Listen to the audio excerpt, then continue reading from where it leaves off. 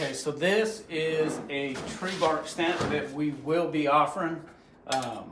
It's kind of in the production right now, and it was stamped with the thin set, and it's a new thin set. It's a no sag thin set.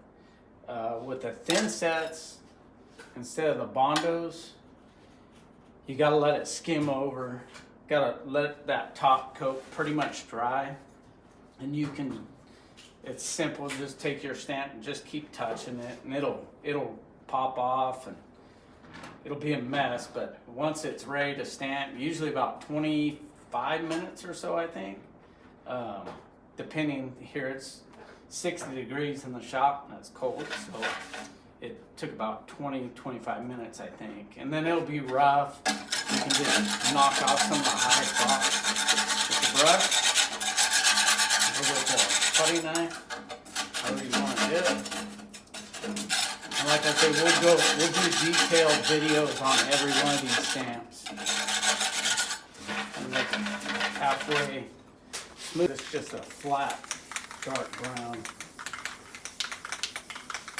Make sure all your low spots are good filled. That's where it's going to stay. Same thing, I'll just do a tan, a real quick wash with tan.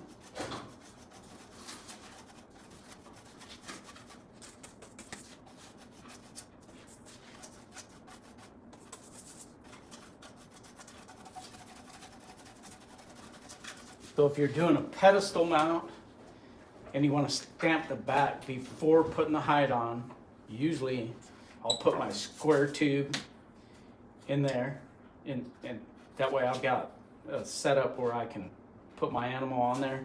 But if you don't have that setup, you can go ahead and finish this thing, cut your groove around there so you can tuck it.